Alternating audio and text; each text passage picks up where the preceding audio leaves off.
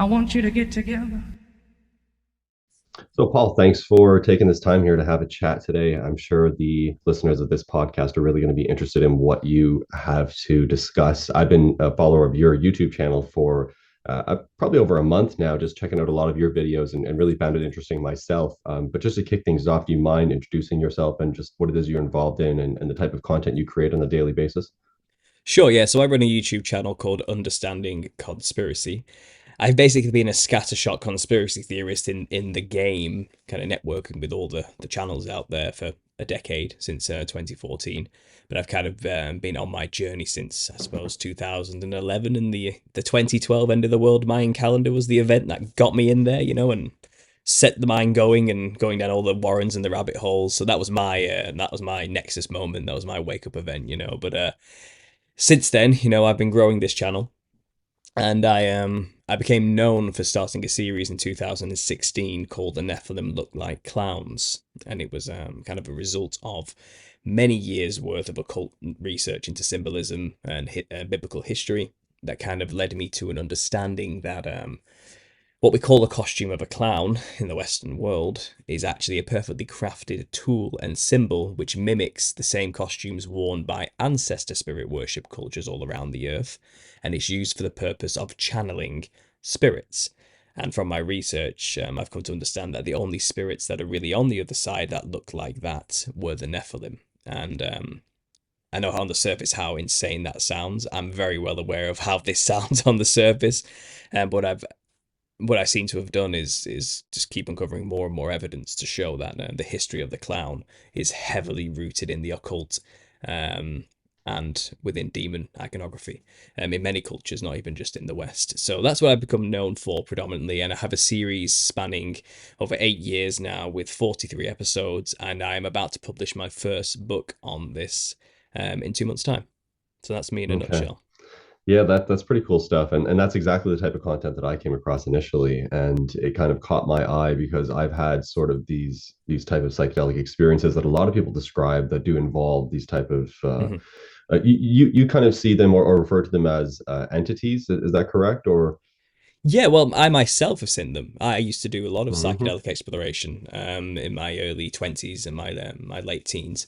I've done DMT 3 times. I've microdosed and taken full doses and mega doses and candy flipped LSD like for month-long periods, experimenting with consciousness expansion, all these type of things myself. I've taken psilocybin a few times, brewed it, eaten it raw. I've experimented hard for many years, and I've been to these realms that people talk about when they discuss their DMT experiences. I too get that familiar feeling when I go to that realm because I've been there before, which everyone can talk about who's done these things. We all know what that feels like. And when I got sober, and just for your audiences, I became a born again Christian in 2014 at the end of all of this, and through my research and through a personal experience, I came to my faith in Christ. So I kind of from that day I kind of stopped all drugs. I smoked weed every day for 8 years, and that just stopped, and everything else stopped. And it was only after I stopped taking any of these things that I started getting what people will call spiritual attacks. And this is where my faith began to come into this, and this is where it led me my research to where it was. And my research is very much grounded in biblical research and the Christian theology and the Christian history. That's how I got to the conclusion of the Nephilim, first of all, even being a thing and how they look like clowns. But I had a vision not long after sobering up where I was back in the DMT realm, and I knew where I was instantly because I've been there before, but I was faced with this enormous, giant, black and white, fractaled, stripe patterned, big purple lipped, wide grinning, glowing purple alien eyes, big horned, jester skull shaped hat thing in front of me. And then I was back. And that's kind of what set me off to go, okay, so what these people have described as seeing in this realm is real, because I've seen one for myself now, and it does look like a jester. And as I said, most of my research, especially researching into extra biblical books like the Book of Enoch, it lays out clearly that disembodied spirits, which are now trapped on the earth in this realm, are the spirits of the now dead Nephilim. So that's what gave me my first clue that, okay, so the Nephilim had clownish features. Even in the spiritual sense, in their disembodied form, they still seem to have something akin to a jester like form. Um, so yeah, I mean, psychedelics are a huge part of my study. Personal Hmm. experience has come into the research as well. It's not just from going into DMT Nexus and getting people's trip reports. I mean, it's something I'm personally experienced in. And it's actually the last chapter of the book I'm just writing now. I'm actually halfway through writing this chapter, talking about the ayahuasca and where that comes from and how those ceremonies are intrinsically linked with ancestor spirit worship as well. The vine of the souls, or the vine with a soul, depending on what translation you want to give it. All the good stuff is in the book to explain thoroughly that this does link to my theory in a big way. Because it's not just, you don't have to be a Christian to see that many of these spirits have clownish features when encountered. And a lot of my work is based on this idea that you dress like the thing to channel the thing when it comes to spiritual communication. Shamans dress a certain way, and anybody who practices these getting in touch with the ancestor spirit type practices and rituals, they dress in a very specific way for the intention, and they'll tell you this. It's not even a secret. I dress this way because I want to channel that specific spirit. And you'll find the common thread, which I show on my channel with clear visuals, is that any continent you go to, you'll have a tradition. It's probably the oldest tradition, where they have these rituals where they white the face up with chalk paint, or coal is one of the quite famous ones, which was even mentioned in Enoch itself. It even says it was given to people by the angels to use makeup as a means to use enchantments, and this is the same method. It's you white the face up, you add multicolored patterns to the face or the skin. You put a red feathered headdress on with red reeds. You even most often put a red nose on, or paint on the nose that's red. And you end up dressing what something we would call in the West, that looks like a clown. And that's what they have done for centuries, since time immemorial, to channel what they call their ancestors. But those ancestors aren't like grandma or granddad or aunties and uncles as we understand that through our English language when we say the word ancestor. It's kind of, that's the best word we have for it, and what anthropologists have given these words. What they mean is the builders of the ancient civilization, the really ancient gods that set up everything, the foundation for their culture. That's what they mean by ancestors, and that's who they're channeling when they dress in something we would call a clown from our perspective. And much of my work goes on then to show how actually, if you go into the history of where we get a clown from in modern theatre, coming out of the medieval period, coming out of Italy with the Commedia dell'arte movement, you'll find this travelling troupe that came from the collapse of Rome and had to spread throughout Europe and put on temporary quick shows and move on, because during that time it was frowned upon to be an actor with the dominance of the Catholic Church. It was seen as quite dirty and like a prostitute to be an actor, so they kind of had to spread out and travel. Well, they went around with put on these shows with stock characters which became quite famous, and Harlequin was one of them. Harlequin was a later addition to this movement. After like 1,000 years of traveling, in the 1600s, they added a brand new character to the already well-established stock line of characters, and they added something called Harlequin. Now, Harlequin is actually based off of the Wild Man of Europe. The Wild Man of Europe is a very specific entity which every culture all across the continent of Europe has their own tradition based upon, where they would dress like a wild, hairy, wide-grinned, multicoloured beast monster with sharp teeth. And they would have a huge party dressed like these wild, multicoloured, fractaled, hairy animals, and then fast for 40 days. And that's all throughout Europe. It has its roots from Thracian culture, which is Dionysian worship cults in Bulgaria, Romania region, and we can still see that today. It's called the cookery, and they still do it today. Now they have this sense that, well, I'm dressing like the thing to scare away evil spirits just in time for winter, but everywhere else in the world that isn't has this Western view of it is saying, no, I'm dressing like it because I want it to possess me. So who's right? They can't both be right. And I think it's the more ancient cultures who are dressing like things to be possessed by them, to channel them, are more correct than these wild man tradition cultures who believe they're dressing like demons to ward them away. I think the more southern cultures have it right, to be honest. So yeah, that's where we get Harlequin from. This traveling troupe of actors saw that everywhere has this wild man, so let's incorporate it into our tradition of stock characters where we put on shows. So Harlequin represented a character, no matter where they traveled to, would be recognized, and that's the beast, the devil, the wild man of Europe. So it was kind of mixed in with Mediterranean gods like Dionysus with his Thyrsus staff with the pine cone on the end, or um, Mercury with his caduceus with the twining snakes, his staff, and the quick-footed, fleet of foot, very fast, quick-witted. So was Harlequin. He was doing backflips, almost as if he could fly on stage. He had that ethereal, godly nature about him, but he wore the clothing of a beast. He had a beast mask with his upturned nose and angry eyes with hair all around it. He wore loose clothes with multicolored patches of hair just stuck all over him. And he would have this stick, which would mimic that staff I mentioned earlier from these Greek gods. It was called the slapstick. So he would have the ability with his wand to change the scene. So he would slap the stage and the scene would change. So he had magical powers. He was supposed to represent the demonic influence in the play.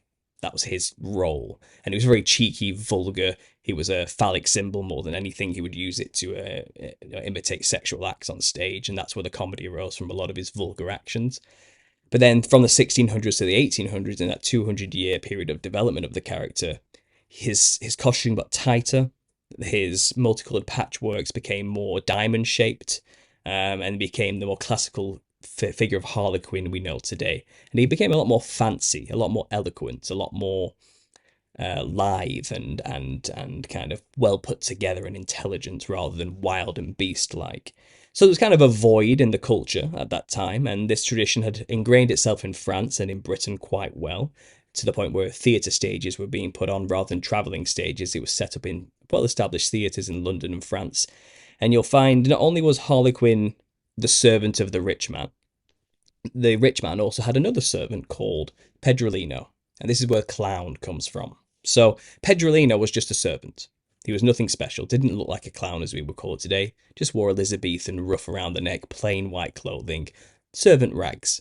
But he was always the foil for Harlequin. So Harlequin would steal the daughter of the rich man and run away, and then Pedrolino and his boss, the rich man, would chase after them. That's the show. But then, because Harlequin was a bit more fancy and wasn't so edgy anymore, you'd find that clown, or Pedrolino, took over that role, because there was a void. And specifically, the British clown was the version that was the most wild in its attitude. Because France had their version of a clown called Puero, which is based after Pedrolino, again, the Italian tradition. But Puero was more of a sad clown who wore white makeup, not still quite boring clothing, plain. He was always upset that Harlequin stole his love interest away from him. Why does Columbine want Harlequin and not me? Poirot, woe is me. That's the clown of France, you know. Not edgy, really, just quite sad. You know. But the British clown was a loud drunk who just wanted to drink all the time and steal sausages, and was just a laugh a second wild card, you know. And that's where he kind of took over as the new Harlequin, the new demonic influence on the stage. Harlequin took a back seat then from the 1800s, and the British clown became the forefront main character. Up until that point, Harlequin had always stolen the show. Now it was clown's turn. And clown is just a British colloquialism for clodhopper, and that's why it's called clown. Again, it was Pedrolino originally. So the costume changed at the same time when there's role change, and clown was then dressed in a brand new costume. Very strange, because the costume prior was just plain white, nothing special, not supposed to stand out. But suddenly it was changed to this psychedelic, monstrous form of just nightmare fuel inducing 1800s style clown costume with these multicolours everywhere, white makeup, and it just looks so out of place. It had never been done before. The costume of a clown has not changed in thousands of years, in like 1,000 years. Why change it now, you know? Oh, you dig a little bit under it and you realise the person running that theatre at the time, the Sadler's Wells Theatre, was actually a son of an extremely famous and prominent Freemason called Charles Dibdin. Charles Dibdin Sr. was the member of a Leicestershire lodge. He was at least a third-degree Mason, because you can find documents where he'd made a play dedicated to Harima Biff, who is at the third degree. You have to act out a ritual based on him. So we know he was at least a third-degree Mason, but probably higher, because he was the most famous songwriter, playwright, and musician of the time. He was equated with helping the British Navy with their victories in colonising India, thanks to their songs that they would sing, which he wrote. which kept their spirits up. So this guy was highly influential in the British Navy. His brother, Tom Dibdin, was also a member of the East India Company that was colonizing India at this time. He had been traveling back and forth from India a lot, and Charles Dibdin Sr. was even going to live in India, but his ship couldn't set sail to bad weather, and he decided against it in the end. His brother died in India. He wrote a song called Tom Bowling that became massive, and it's even sung today at the end of the proms in England, which is a big orchestral event. So this guy was no joke, and his son, Charles Dibdin Jr., was heading up the theatre at the time. And for some reason, he's the one who decided, I'm going to change the costume of a clown. Never been done before, and he describes it as like a dress of some kind, which is just to spice things up a little bit and to leave his mark on the industry, because he was new to the theatre industry. But he never explains where he got his inspiration from specifically for that type of design. It's never explained anywhere in Joseph Grimaldi's memoirs or his own memoirs. It's kind of just glossed over. And you'll notice anywhere in history you actually look into the clown costume, you'll find Joseph Grimaldi is always given all the credit. But he was just the actor who wore the costume, which was created by Charles Dibdin. He didn't actually make the costume. He was just a really good actor as a clown. Like, he was just a really funny guy that everyone loved. So he was given all the credit in history, but it was this Freemasonic family that kind of introduced it. And you realize, if you put a side-by-side comparison of the first early clown costumes next to the Rakshasa demons of Thailand and India through the Hindu mythos, it's identical. He's dressed identical to the ones that are literally on a Thailand temple which guard it, the Rakshasas and the Asuras. It's the same costume, like through and through. And I've shown this on my channel, side-by-side comparisons, and you realise that's where they got their influence from. Charles Dibdin's heavy connection to Calcutta, East India, where he was being colonised through his brother and his travels. As a Freemason who, is interested in the occult and the mystery wisdoms, he probably travelled there, saw these iconographies and brought them back to England, and just introduced them into modern theatre of the time, the most popular form of entertainment at the time. And in a way, this is kind of like the 1800s version of the Illuminati media industry. It's their way of kind of implanting their mythos and their ideologies into a mainstream audience in order to perpetuate those ideas further. And that became, at that moment, after dressing them like the Rakshasa demon, that became the industry standard for all clowns from that day forward. And all circus clowns from the future and all clowns to this day are modelled after that original costume, which was introduced into the theatres through Freemasonry, and is quite literally modelled after the demons of India. So Harlequin, the first proto-clown, is modelled after the demon characters, the wild men giants, the Nephilim of Europe. And India have the Rakshasa, which are giant man-eating tyrannical monsters. If you go into the histories of it, it's basically their version of Nephilim, and that's who the clown was later modelled after replacing Harlequin as the new demonic role. So even historically speaking, clowns have always been demonic. There's actually no two ways about it. That's historically where they come from. But then, obviously, you travel out from the European tradition, and you realise that people have been dressing this way for a long time. And their purposes, that they make no secret of, is to channel the spirits of the dead ancestors. So I believe that was introduced on purpose into the West to encourage more people to dress this way, to open up more channels readily for demonic influence into our realm. And maybe I'm getting a bit wild with conspiracy and speculation there, but that's the kind of place I go on my channel. So there we go. Yeah, yeah. Well, I mean that is the name of your channel after all. Yeah. It's interesting because I've posted a lot of things as well, on the podcast Instagram page about these native cultures going way back, discussing or talking about the stories of giants and these huge man-eating monsters, and even dressing exactly like you're describing. So in this video, I'll make sure that we have some like side-by-side shots of what you're describing as well, because the visuals do really lend a hand to what you're saying. Yeah. And if you don't mind just speaking a little bit on how you feel and your interpretation of how this is being brought forth into mainstream media like TikTok, Instagram, all these young kids, all these influencers, celebrities dressing this way. You kind of see it as like this new modern Web 2, Web 3 circus that's going on, and it's indicative of what you're describing. but kind of faster and much like much faster than it was, going way back where everyone just get around at these, ring circuses and just, Hmm. small batches of people. But now it's like rapid, tens, hundreds, millions of views Hmm. instantly. So um, when you say that these people are channeling and even setting the stage, kind of pun intended, to channel these type of entities, it sounds far fetched, but at the same time, I mean, where else is this coming from? And we have to look back at our history, and then we have to look back at these cultures that are talking about ancestors and really give credit and look into these things a little bit further rather than being so dismissive and just getting caught up in the swipey and the scrolly type stuff, and these Hmm. people dress like this and all this. I kind of see it as goofy, and that's just my interpretation of it, and that's coming from someone that has had similar experiences, that has seen these type of entities. I've seen these kind of gestures in a DMT experience.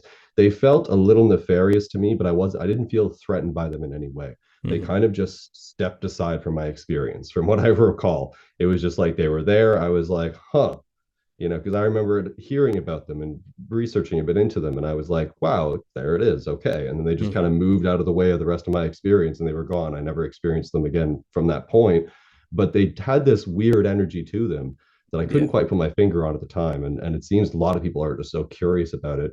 And a lot of even these younger people are experimenting with drugs. And I think they're doing so foolishly because when they go into these experiences, if you don't hold a certain presence, you're going to be susceptible to influence by these things. Hmm. And I think that they only will step aside when, from my experience, they're not powerful. They're very weak, especially when compared to a human. Hmm. The human holds so much more energetic power than a lot of these energies, dark energies, anything that they try to perpetuate, even from these Masonic brotherhoods and all that crap. A human holds so much more power, but I feel like they kind of subdue themselves, especially when they go into these experiences with limited knowledge and understanding. So that's why I thought even having you here would sort of bridge the gap for some people to look further into these things. But yeah, Hmm. if you could just talk on the sort of the modern interpretation of this. Sure. So you touched on a lot of very good points there. First of all, that they are actually in a very weak state. So most people, maybe I assume your audience as well, because we're talking about frequencies, energies, ether, quite a new age angle and all of this. So I'm not trying to box you in there because I know we're all individuals with different levels of knowledge. So I'm not trying to disparage any of that. But a lot of people, I imagine, in your audience would consider the Jester visions as something like an archetypical manifestation of the collective consciousness of humanity. Exactly. That Yeah. tends Yeah. to be And like we the talk about that. We talk about Jungian archetypes and all this yeah. stuff as well. So they come from different perspectives, and a lot of them will be very analytical, but Hmm.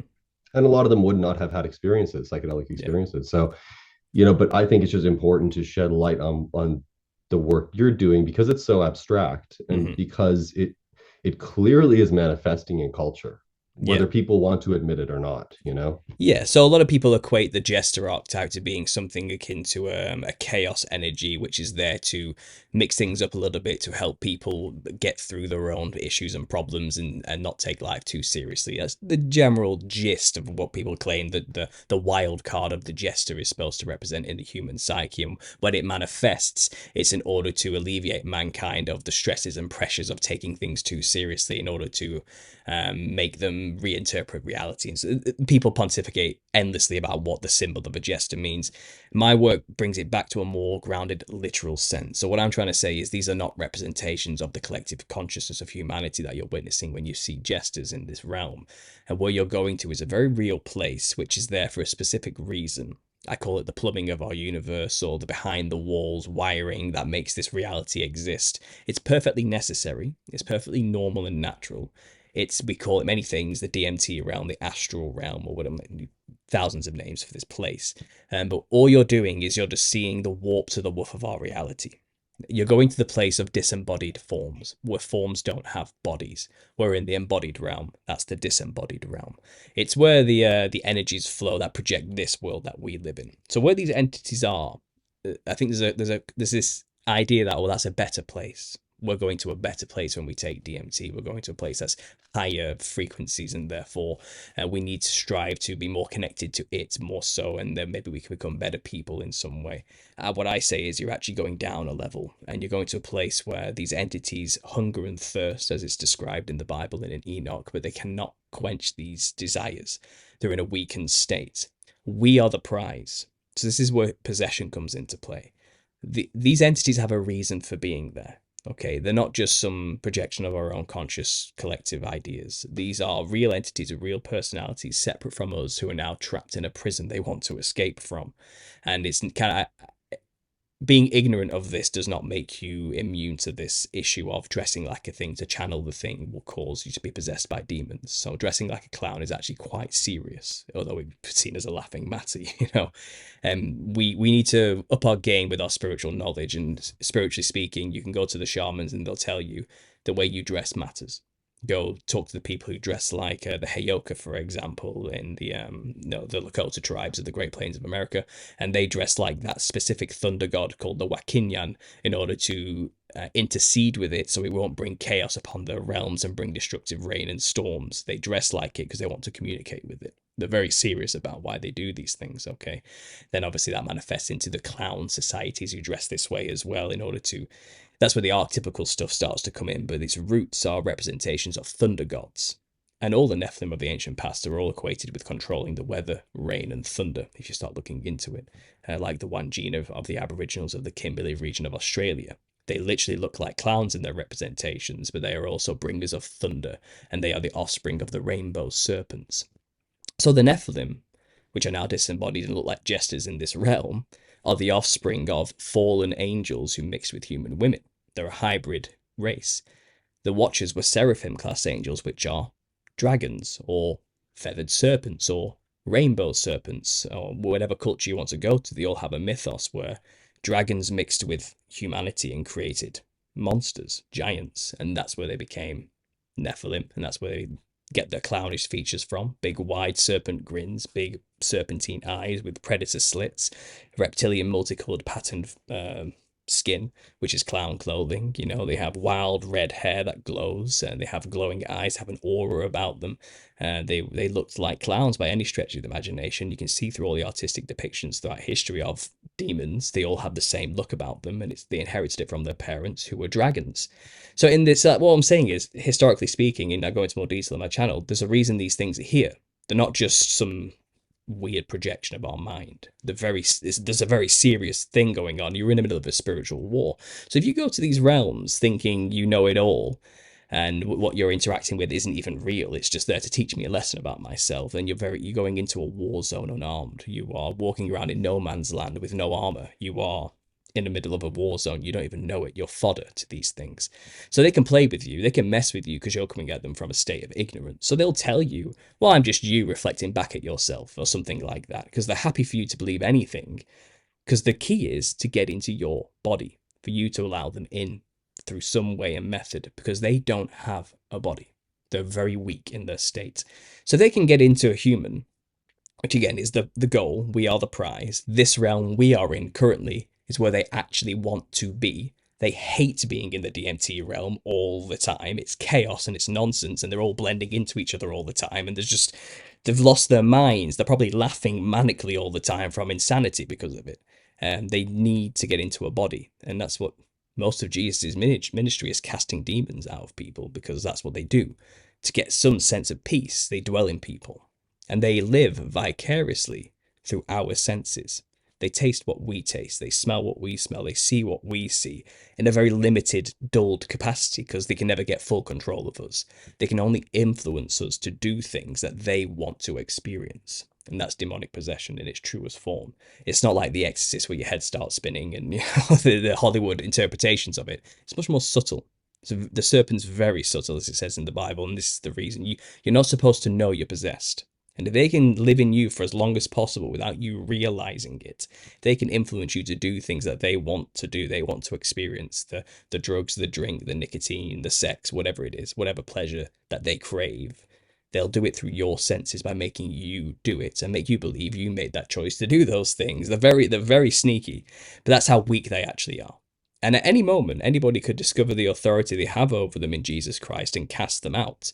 And that's just not optimal for a demon. That's terrifying, which is why it's so occult in the West, which is why we're kind of trained not to believe in demons, or dressing like things doesn't really matter because it's just fun for the kids. This is why the clown had to be inserted into society through the back door through media, because we're a highly Christianized nation. We have the weapons to be easily used against these things. So that's why I believe it's so occult in the West, but in these more southern Eastern civilizations and cultures, they openly say, oh yeah, we worship the demons, we venerate them, we dress like them to channel them, we know what we're doing, we're fully on board with it, and they're not going to be casting them out anytime soon. So they kind of have free reign in these other places and are quite open and brazen about what they do. They talk through people quite openly, and the tribe all gathers together and listens to what the spirits have to say, and it's a very public affair. But in the West, it's hidden. It's done in secret societies. And it's introduced slowly to the public through covert means. So one thing I always say is the ultimate thing for the music industry, for example, isn't to have any talent if you want to get famous in the West, in the music industry. It's to dress like a psychedelic clown monster and you just will be elevated. Because the key is to get more idols dressing this way for people to emulate.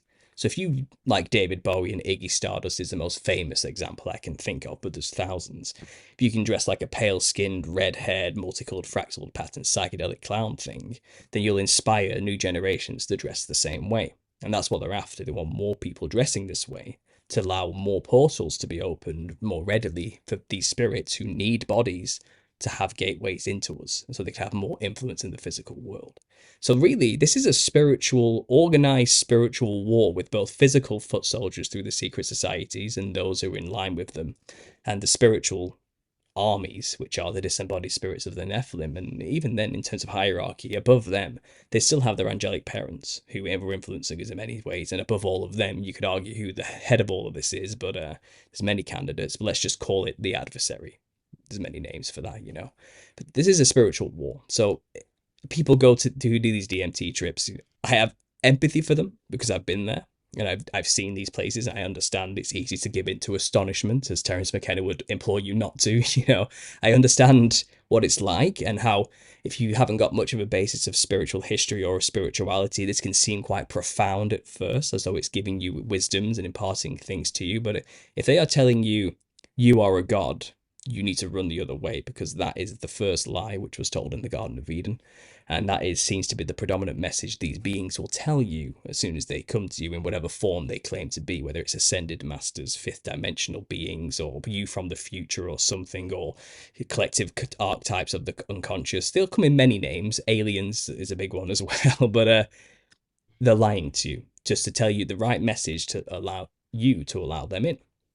And the clown costume is just one tool which shamans use, you know, and as well as music, ritual, drugs, and many tools are available. The clown costume is just one of them, and you need to be aware of this. It's kind of, I'm trying to give people a bit of insight into how cultures have been doing this for thousands of years. Being ignorant of the law doesn't make you immune to the law. You dress like things to channel them, so be careful about the costumes you put on. I mean, you have to wonder why every decade or 5 years is a reboot of the Joker in some way, or a new It release of some kind, or they're constantly pushing the clown on you through media. So every time Halloween comes around, more and more people will dress like clowns to create more channels. In the West, we have a day called Red Nose Day, which is every year, like a ritual, people dressing like clowns and put on red noses to raise money for the kids, right? But really, that's a huge invocation ritual to open more channels once a year. Everything is kind of occult, but on the surface, to the profane masses, it's innocent and harmless, and for the kids. The Yeah, shrine, isn't it also the Shriners? I was about to say the yeah, yeah, Shriners go around in little clown cars and dress as clowns as well. yeah. Yeah, And they even go yeah. to the hospitals they run full of dying children, you know, dressed like clowns to, entertain the kids. But these are the same secret societies that are supposed to be a Middle Eastern theme. So what are they doing dressing like Western clowns? It makes no sense. But when you understand these are the physical foot soldiers for a spiritual war involving demonic entities that goes way back to the post-flood Enochian times, where these mystery wisdom schools come from. They're just utilizing an ancient practice and tool. They're channeling a thing, so it's in their body, and they're terrifying children while they're at it, and in a way maybe loosing that energy from them while being the vessel to loose that energy for the demon that's in them, because they are venerating their gods. People don't know this, but just a level above Shriners. By the way, Shriners own pretty much all the circuses in America, and a lot of people don't know that either, but a level above Shrining is the Royal Order of the Jesters. And you can't be a Royal Order of the Jesters unless you've become a 33rd degree Freemason, you've become the highest master rank of Shrining, and then you can be invited only to be a member of the Royal Order of the Jesters. But why is that the pinnacle of the hierarchy, to become a Jester? Such an odd choice, right? For a secret society that supposedly has its roots in Adam Weishaupt from Bavaria. It doesn't make any sense when you really think about the mainstream narrative, until you realize these are just a continuation of these occult secret societies from these other cultures. It's just their version of it. So the pinnacle of their society is to become a jester, and that is to mimic or represent the thing in the spirit realm which they're in communication with, which is the jester entities. So they know what they're doing, and that's why I think this push to get people onto psychedelics doesn't seem as organic to me as it first seemed when I was getting into it. In hindsight, and with this kind of knowledge, you realize this is actually probably a lot more nefarious than we realize. And people are craving spirituality. I get it. Everyone wants a connection to God, and without some form of spiritualism, people do feel empty. But there's histories we can look into before we turn to random entities that start imparting strange wisdom to us on psychedelic drugs in a realm which they claim is better than ours, which from my research proves it's actually a lower dimension. It's almost akin to hell. I mean, anybody who's done DMT knows what it's like. You've done DMT, you know what it's like. Would you like to stay there for longer than 5 minutes when you really No, think about I it? think actually mine was about 10 minutes. And when I came out, I think I was asked at the time, like, do you want to go back for another round? I was like, no, it's good. That's fine. Well, That was enough. Like yeah, even the yeah. 10 minutes felt like a long time. During the experience, I even checked in on my body. I remember looking Mhm. down at my body, seeing it laying there, being like, is it good? It's cool. But it felt like about an hour that I was gone, but it was only a 10-minute experience. But the DMT gesture thing was only at the very beginning. Almost Mhm. it felt like they were some sort of gateway holders or something, that it just like something that gets in the way, Mhm. almost like fog that you can wipe off of a mirror, but they get in the way for some reason of the experience, of the true experience. Because once I was done with all that chaos, it was actually quite peaceful after that. It felt chaotic. Mhm. And there was an opportunity for chaos within that experience, but I just wasn't really about that, and that's not really what I Yeah. went in with the intention of having. So it was just not part of what I was going to do, Mhm. and I felt in full control. So it was not like they could have done anything that, it was just they were just there, like again, like the fog, you just kind of wash it Yeah. away. The But I sad, find it the interesting now sad. with TikTok and the clown core and all this other stuff, like, Oh, and the psychedelic push, like you're saying, it's crazy. the clown core thing is quite nefarious when you really think about this theory as well. So they are actually pushing clown fashion on the public right Yeah, now. and you can basically, like, through corporations, just hire influencers and give them talking points and give them instructions on what to wear, send them the outfits. Like, a lot of Yes. these younger people want to be influencers, and and it's just they're so susceptible to these things and the influence of these companies that in large part are sort of connected to various brotherhoods or Hmm. have nefarious agendas. It's Yeah. The whole thing is highly questionable. So, but again, that's why we have these Yeah, conversations. well, you touched on a good point there. So, 2023 was the year of clown fashion. If people don't know this, you can go find an Elle article, which is still available. They're very, very serious, showing all the runway models of that season coming out wearing clown costumes and Harlequin design costumes and clown inspired costumes. And the clown fashion, clown core is in of 2023 and is going to be a big thing going into the future. That's the fashion that people want right now. And they claim it's people looking for a sense of levity after the doom and gloom of the COVID pandemic and the isolation. They found solace in the clown or something like that. But whatever pretentious description you want to give for why people chose to do this. I don't believe anything's organic when it comes to stuff like this anymore. I think they're putting it on people, and I've seen this as an opportunity to introduce clown core fashion as a very serious, legitimate, walking down the street on a day-to-day basis way of dressing.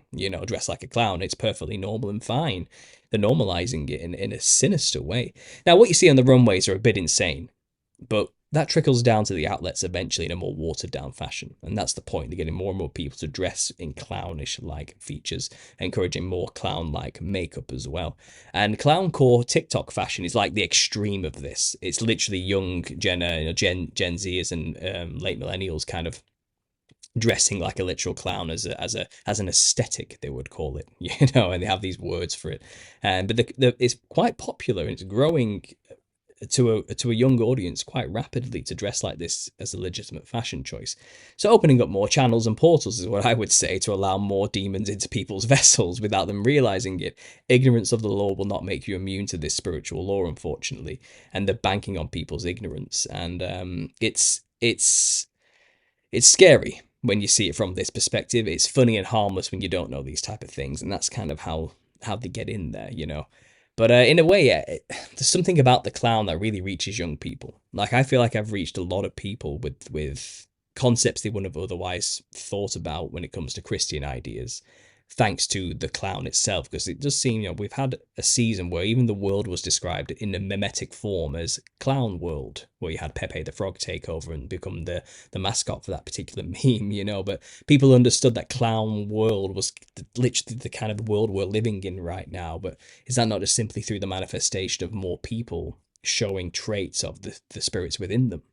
So you have cultures which I call the multicolored collectives to get around the algorithm, but this is that extreme left-wing ultra-liberal type, who wants to stifle free speech and shut it down, highly socialist communist types who tend to destroy their body and shave the hair or dye it a wild multicolored and wear very bright red lipstick and tend to clown themselves up a little bit more and get very colorful with their clothing and choices. Now, could that perhaps be the spirit within manifesting into a physical sense through their own bodies? Is the spirit within them making their vessel look more like them? You have to wonder, when the attitudes are very anti-life, I would describe it in many ways. Although they would claim it's all for equality and opportunity and freedom, that doesn't seem to be the results of their actions more often than not. So I do wonder. You have to wonder, and people have always pointed out, there's a particular subsect of that group which is, let's say, reading stories to your kids, let's say, just to try and be PC about it, who do seem to have an extremely clownish look about them, which is akin to what the Nephilim would have looked like as well. So there is that too, and again, it could be demonic, is what I'm trying to say here, and the history does seem to back this up. So you have to be careful. It's just too many coincidences. Yeah.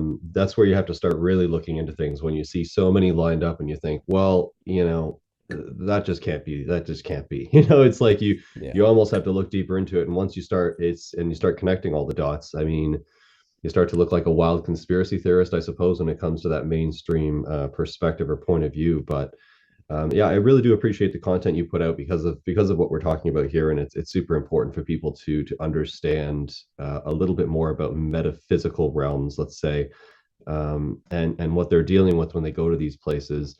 I personally haven't done psychedelics in a long time. I've had pretty crazy experiences just on straight meditation, completely sober. I mean, like a typical Tuesday, doing like a Mm-hmm. morning shower meditation. I experienced what I could describe as like a Christ-like being that was just so glorious and radiant, that like, and it just connected with it. It connected with only this like essence, this energy, and it felt like my center, like my heart center. It felt Mm-hmm. like what someone could call like a solar plexus, but it was the only thing that I felt like I couldn't even.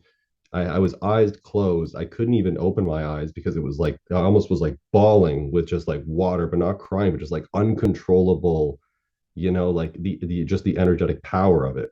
And this was Mm-hmm. like completely sober, and I just within 7 minutes of or so of a meditation, it was just like boom, I'm all of a sudden walking through this doorway and experiencing this great powerful being that was so like altruistic and compassionate, more loving than I could experience from a parent, from anyone, from a partner, from anyone I could ever know, from myself. Like, it was just so loving, and it just exuded this energy.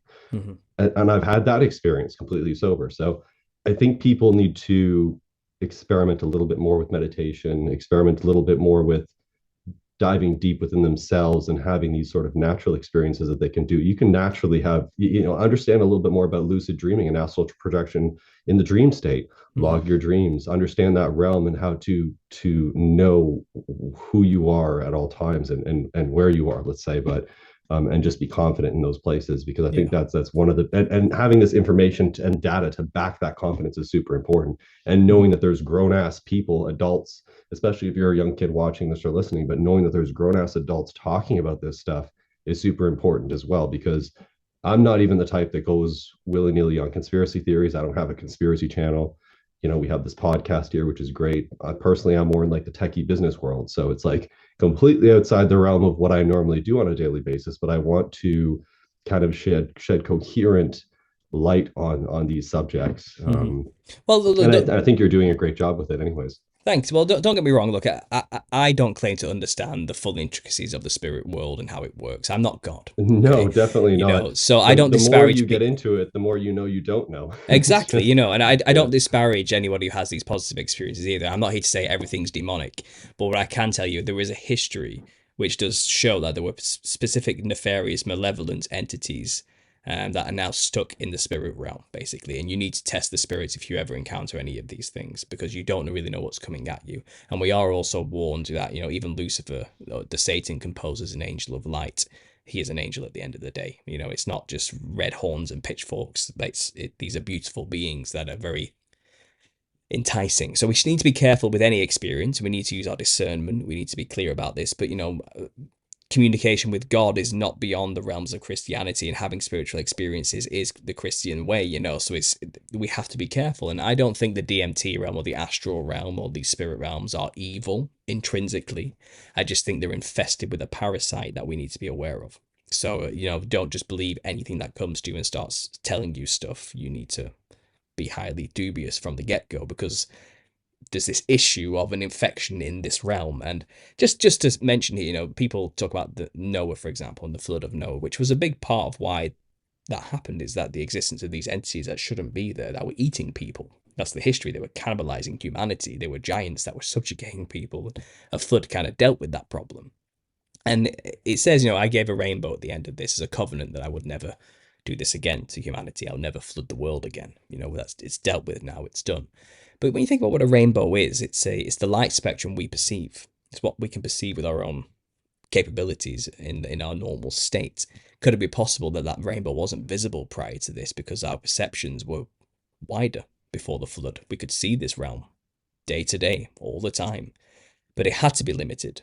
And then the spectrum of the light band we see today, the narrow light width, the spectrum of light, it had to be that way so we don't perceive these entities anymore, because they're stuck here. They can't go anywhere else. They can't rest like humans do until final judgment, and then the choice of heaven or hell based on many things, but getting to know Christ is one of them, I would say.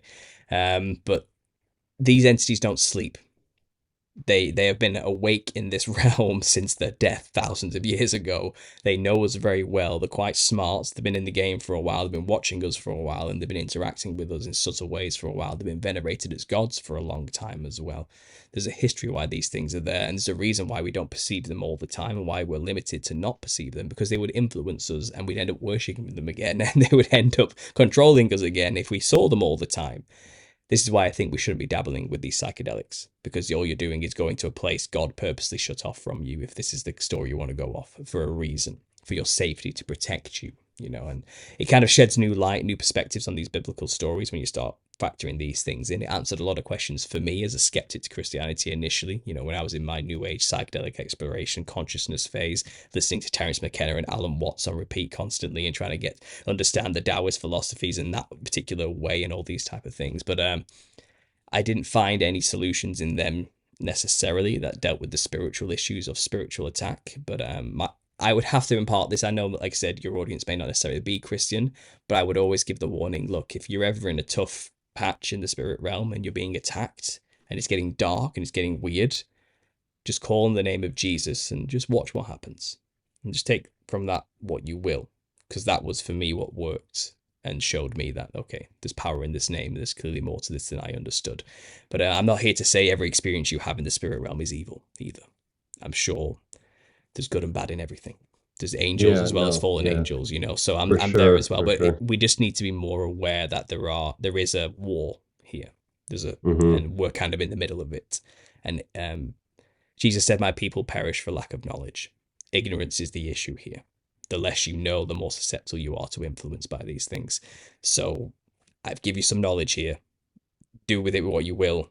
Apply it in the future. And I'm talking to the psychedelic people because they were my people.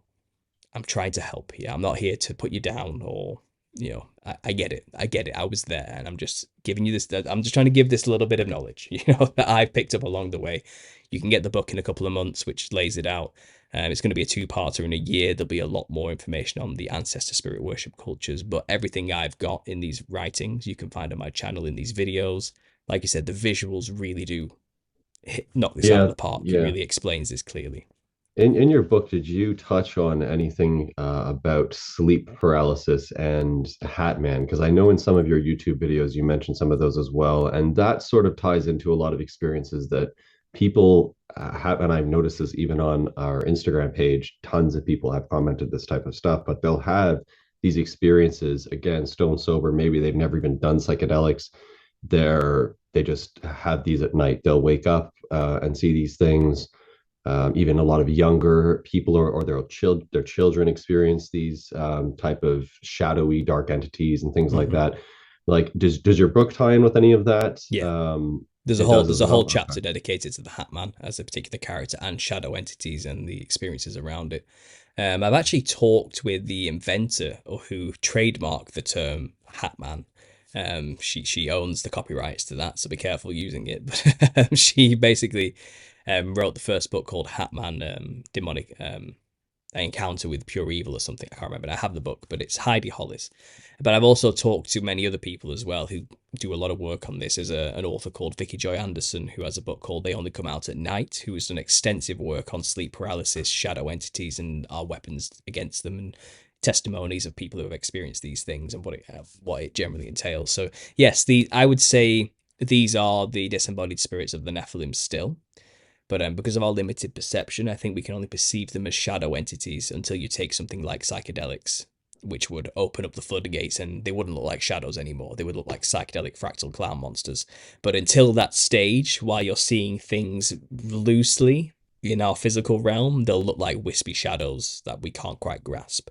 I think that's Hmm. personally, from my experience, that's why we have shadow entities. It's not that they're shadows necessarily, it's just that that's all we can perceive with our limited perception. Until you drive open the synapses with something like dimethyltryptamine, you're not going to see them in the full form. You're going to see Hmm. shadows. But the Hatman is Hmm. quite a nefarious one. He seems like a leader of shadows in a way. And quite fittingly to the circus analogy, the Hatman is the ringmaster of a circus. So a lot of people Right, don't, a and lot of also to the Masonic as well. Like, just completely ties right Exactly. in with that. Exactly. A lot Hmm. of people don't know this, but early circuses in America were actually Freemasonic rituals on a grand scale. And I've got the receipts for this. It's well documented. All the early circuses of America were run by Freemasons. And they all got together to put on a big show called King Solomon and the Queen of Sheba. 10 circuses, all Freemasonic, got involved with this. King Solomon is kind of like the idol of Freemasonry. And the Grand Worshipful Master of a Freemason lodge, who orchestrates the rituals done in lodges, is the only one allowed to wear a hat, and it's quite traditionally a black top hat, and it represents the crown of Solomon. Only the king can wear the crown. And now, I don't think Solomon was wearing top hats back in the day, so it's an odd choice in design. But I think it must have some connection to something in the past to do with the Nephilim. I'm not sure what it is. Mind Unveiled did some great work on top hats and lead poisoning and mind control, which I thought was very fascinating. So that's an extra Yeah. insight Hmm. into top hats I there. But think I saw that video. Yeah, that's yeah, very yeah. interesting stuff. A very But long deep dive. very, very deep. That's really, you think my stuff's out there. That stuff just goes way into something else, and it's incredible work. But either way, the top hat, which is a Solomon analog, who's the ring master. He had a ring which controlled the demons he used to build his temple. So the ring leader of a circus is King Solomon, which is the worshipful Grand Master of a Freemason lodge, who dresses with the hat because he represents Solomon. Solomon is the orchestrator of the ritual with the demons. The ringmaster is the orchestrator of the show with the clowns. It's an analog. It's an analog for demon summoning rituals, basically, and it's done on a public ritual where the profane masses don't understand that occult symbol, the symbolism involved. So for them, it's a bit of fun for the family, but to the Freemasons involved, it's a very serious occult ritual done on a grand, huge scale, and the public paid for it. That's kind of the how they work. They're very sneaky, and obviously the more attention involved with a ritual, the more power involved. So the bigger the portal being opened, the more energy's channeled and used for whatever purposes they're using it for. And I think laughter has a lot to do with this. I think a lot of these entities, and shadow entities in particular, feed off fear. Fear's the goal. They want to get you scared, and they suck that energy out of you once they've got you in that state, it seems. And this is a really common analogy for demonic attacks. People feel drained afterwards of everything. They have no energy whatsoever, and they were just scared out of their senses through horrible visions and being pinned down and pressed and clawed at, and all these horrible sensations happened. And I think the idea is to feed off negative energy, but I think there's a fine line between crying and laughter. If you ever see a toddler, they can switch between the two in nanoseconds, and they can be laughing manically 1 second, then bawling their eyes out the next, and switching back to manically laughing. Because I think it's the same parts of the brain involved in the process. It's the same muscles used to do either or. You can cry with happiness. That's how our bodies react to these powerful emotions. So I think when people go to circuses in the past and were laughing hysterically, unable to control their laughter, I think it was an energy harvesting ritual. It's the same thing, and it's still done today. With many, it's just the circuses are old hat. It's TV now. It's stage performances. It's I don't know. Concerts are another good example of energy harvesting in some way, and clown symbolism is everywhere in the music industry and in the media. I just did a video recently showing the past decade of media and how much the clown is heavily involved with all of it. I do think there's an energy aspect to the shadow entity, and the Hatman, as I've explained there, is quite literally a leader of demons, in both metaphorical sense for the leaders of Freemason lodges, in a symbolic representation of that in the circuses, and even in the spirit realm. People encounter this entity as the worst, most evil one above them all, who controls the rest of them. So there's something to do with this. I mean, even Baron Samedi of the Haitian Vodou culture, they dress like a top hat wearing, cigar smoking, rum drinking entity called Baron Samedi, who's a member of the Guide pantheon family, which is based on not only African ancestor spirit worship, where they dress like the thing to channel the thing, which is what they're doing, but also it's a mix of French Catholicism symbolically mixed with French Masonry, which is why they dress that way. And it's an odd blend due to colonization and African slaves being brought over or mixing together on this island. They have this thing called voodoo. But what they're doing is they're dressing like this to channel the entity, and then they, once possessed by the entity, they drink the things it wants to drink, which is rum, and they smoke the cigars it wants to smoke. But they black out and don't remember any of it, they say, because the entity took over and started using their body to do these things it enjoys doing, the nicotine and the alcohol. So they know what they're doing, but in return, it's a transactional process. They get power, knowledge, strength, and abilities, magic, witchcraft. They can see the remote view, for example, or see the future, or be cut and not bleed, or something, or have the strength of 10 men. Basic stuff that tribal cultures tend to want. That's why they make relationships with these entities. That's why they dress like them. They're after power usually. But yeah, there you go. The Hatman. Definitely a high. Shamans, a big part of my book is about shamanism. They always wear a hat. Very important tool when it comes to channeling entities. Very important. Not always shaped like a top hat, but quite often it's either conical or it is straight up with a flat top with a wide brim. Very common. The Madang shamans of Korea, for example, they always wear it looks like a pilgrim's hat, funnily enough. Big wide black brim with like a slightly conical black top that goes up. And they openly get paid to channel spirits and communicate with families as a vessel, as a channel. That's what they get paid to do, And they also, a part of their ritual to prove they have been possessed, is to stab themselves and run knives along their tongues to prove that they won't get pierced or cut. That's a part of the point. So, okay, that person does have a demon in them or a spirit in them, because they are now currently impervious to damage. It has to be done to prove to the person who's paid, okay, I've got my money's worth. Now tell me stuff. Yeah, I think So I've seen some things where they'll even go over fire and things like oh that, yeah, like yeah, so yeah. that they can't get burned. And Hmm. yeah. Hmm. Yeah, yeah, exactly. So that's the power they gain from doing these things. There's a reason why people do this. They're not just doing it for fun. They're doing it because they get stuff out of it. Some places do it because they fear them as well and they want to keep them, happy. That's another reason. A lot of them just don't care. They want to work with it. They want power. There's many reasons why cultures do this, but they dress like the thing to channel the thing. And more shamans more traditionally do wear some form of hat, but it comes in many shapes and sizes. It really does. The Masonic Lodge, the shaman, the orchestrator of the rituals, is the Grand Worshipful Master, and he also wears a hat. So it's just a traditional, very old ingrained practice, just in a Western occult setting. And again, that's what Hmm. a lot of this is. The clown is an ancient ancestor worship practice and tool, just in a modern Western occult setting. That's what the clown is. It's the same tool. Yeah, so there we go. Yeah, and I think that the hat thing really came. I don't know what when I was younger, I had that type of experience where I saw those type of entities and whatnot, and I felt that they really fed off of fear. I mean, I was super young, but I had this feeling that they really wanted me to be scared. Mm, And I remember one instance when I saw this hat figure. It looked like a very tall, like six something, 7 foot tall figure standing in my doorway. I must have been like 7, 8, 9 years old. I was terrified of it, but I had a feeling that that's what it wanted. I ended up just picking up a pillow and charging at it with a pillow. This will tell people how weak these things are. Okay, mm. like a 7 to 9 year old charging at this thing with a pillow, and it completely disappeared, completely dissipated. All of what I used to even see these little minion things around it, and it's funny you say that it's the orchestrator because that's how it felt as well. But all those things disappeared as well, and I never really experienced it much after that point. I feel like once the fear, there wasn't an opportunity for it, they don't bother. They need to move on. They need like low hanging fruit. Yeah. So You're it's right. interesting. You're right. Yeah, it is fear. Yeah. Fear is like, And then you see Monsters Inc., these movies that really depict this stuff. And even in the newer Monsters Inc., didn't they say they could harvest off of laughter well, yeah, in the that's newer exactly ones, right? what I'm saying. Fear's Yeah. one So thing, but it's like it's laughter all like works. energy, right? It Yeah, works it's either interesting. or. Yeah, laughter or fear, it doesn't matter. It's all power to these people, to these monsters in this other realm. Yeah. And I do think it is like the more they can hype you up, the more influence they can get onto you, and the more of a grip they can get into you. Whether that's fear or laughter, they can get it into you more. I think Hmm. that's the Hmm. aim. That's why they do these things. That's why media is such a powerful tool, because Hollywood's in the industry of making you feel stuff. That's the point.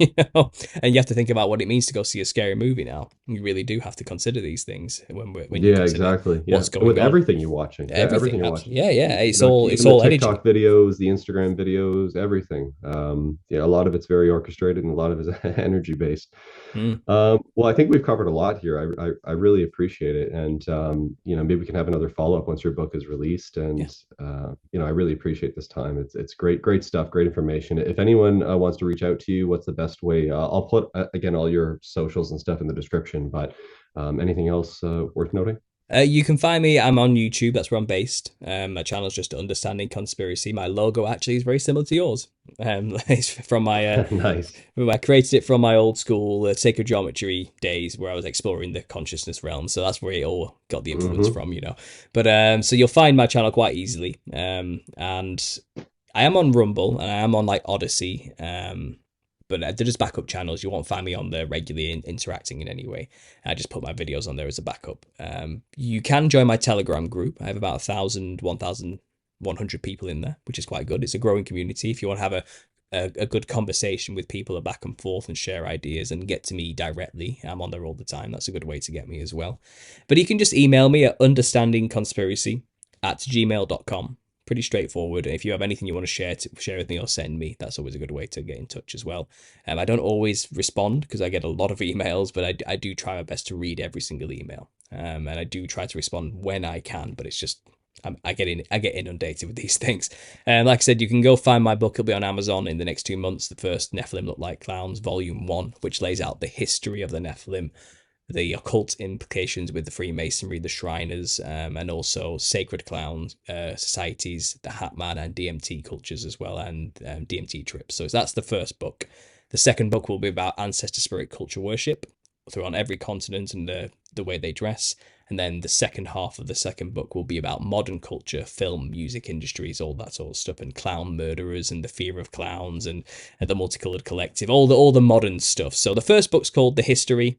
The second book will be called The Now. So that's going to be the books. But volume 1 will be published in 2 months. Find it on Amazon. You can support the book by going to the GoFundMe. The pre-orders are now closed on there, but if you do donate anything at all, your name will get a special mention in the book as a thank you. So that's there as well. So yeah, YouTube is where to find me. That's my base. Great. Well, thank you again. I'm so pleased you're leaning into this stuff and you're creating more content around it, and you're actually responding to people's, comments and really paying attention. Mm-hmm. Because yeah, it seems like that's what people want, and if that's what it's going to take to open people's eyes to look a little bit deeper into things, then great, whatever it is. So Absolutely. yeah, thank you again. Not a problem. It's been great talking to you. Thanks for having me. I want you to get together.